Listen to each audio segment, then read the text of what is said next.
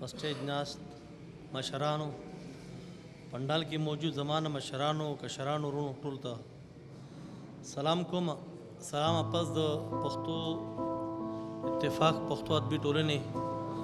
خصوصي مننه په دې کوم چې د خپل ورځ د ژبې په حواله باندې یو ورځ لمانځل کدا ټوکه کار وي دا به هر چا کو، خدا ټوکه کار نه دی. دې له وخت ورکول غواړي او ټایم ورکول غواړي او خپل ټول چې کم توجه د هغه دې ته مرکوز کول غواړي. زه چونکې په حیثیت یو صحافي یم، شاعر خو دارونه راته د مینې نه ووایي، نو د دوی د زړه دپاره پکې یو شعر ووایم، خو دوه خبرې به ډېرې وکړم ضروري. لس کاله زما وشو په صحافت کې چې زه د مختلفو ژبو د ادبي څومره پروګرامونه دي هغه اټینډ کوم، که هغه اردو دي، که هغه پنجابي دي، که هغه د سرایکیانو دي، که هغه هر څه چې دي. زه چې د هغوی دې پروګرامونو ته لاړ شم او هغه اټینډ کړم وګورم او بیا د خپلې خورې وروسته وګورم ماله ژړا راشي. هلته کې د هغوی سره د ناستې د کس د ناستې لپاره کرسۍ نه وي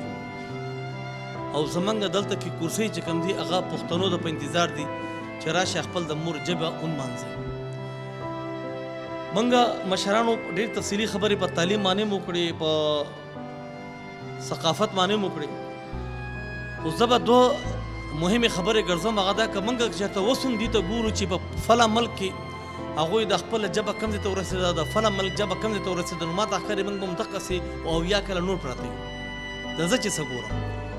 زما علم به کم وي، زما نظر به کم وي، زما سوچ به کم وي، خو زه چې څه ګورم هغه دا ګورم که موږ نن هم دا خبرې کوو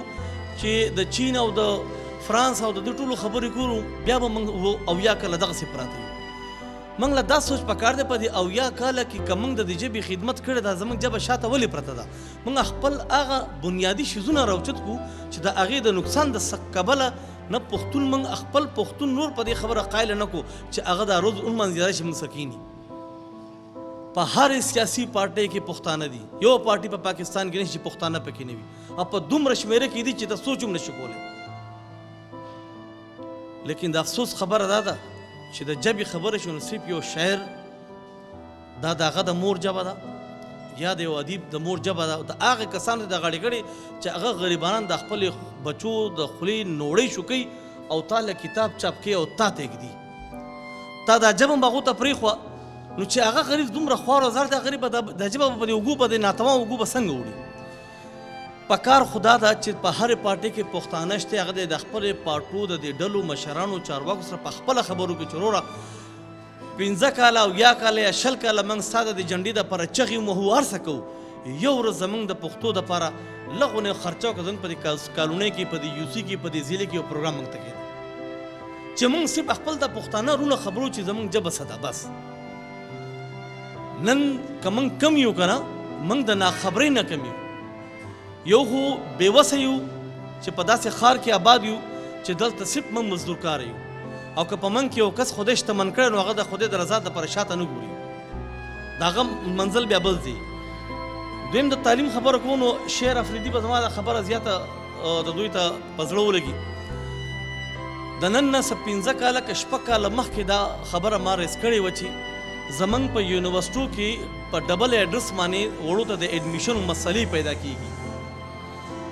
په هغه مسلو تر اوسه پورې ګوره هرې سیاسي پارټۍ کې پښتانه، زه دا نه یم چې کومه جنډې دي خبره راوچته کړي،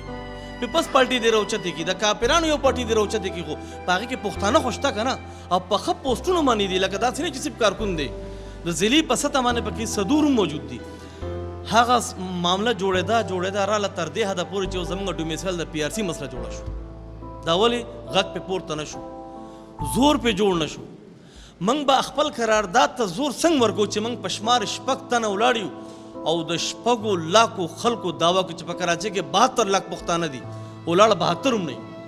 دا به څنګه کېږي؟ که چېرې داسې کېدی د جلسو دپاره به د سیاسي پارټۍ دا خلک دومره په سوال مینات او په چغو ولې راغوغ، د جلسې ولې ډکې خپلې، خو پاور شو وي، دا پاور شو ده. نو موږ به خپل د ژبې دپاره ټولو لومبۍ خو خپل پښتون قایل کړو چې زموږ دا پښتون زموږ نه دومره لرې ولې دی، څه وجه ده چې د خپلې ژبې څه دښمني ده.